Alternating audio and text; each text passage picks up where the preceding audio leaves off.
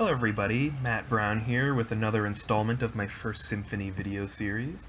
I'm here at the New York Historical Society in Uptown Manhattan to show you the inspiration for my symphony, 5 paintings by Thomas Cole called The Conquest of Empire, which are owned and housed here at the Historical Society. Let's go inside and take a look. So here are the 5 paintings, The Conquest of Empire, 5 paintings, 5 movements for the symphony. It all depicts the same landscape in different segments of an empire's development. So this first one, titled The Savage State, is early man just at the beginning of civilization, and also at the sunrise of a day. You see a big mountain with a boulder in the background, which is a very key symbol.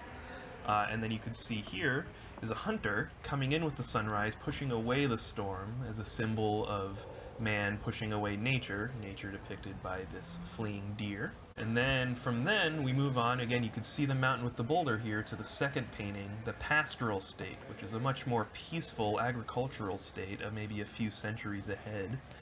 There are people, there's a man right there starting math and science, you can see. You can see that there's some agriculture going on. There's off in the distance, you can see a musician with some dancers, which will be depicted in the pastoral movement of my symphony.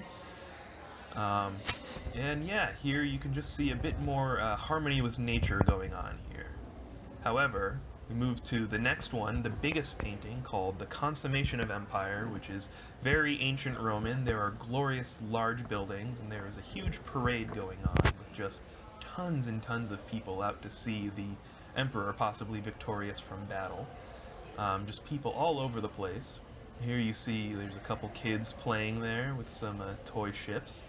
A lot more people. And then up here is an interesting symbol, is one guy contemplating the whole scene, which will be depicted in the third movement of my symphony. Again, you can see the mountain with the boulder way pushed off in the background, almost forgotten about in this painting. And then we move on to the destruction. As the empire has been sacked by another invading force, there are just as many people in the scene. However, they are not there to celebrate anymore. They are there to either destroy or be destroyed. Some really grisly scenes going on. I see that guy in green down there might be the guy that I was referring to before, a few decades later. And again, the mountain with the boulder always in the background there, this time coming with the tempest.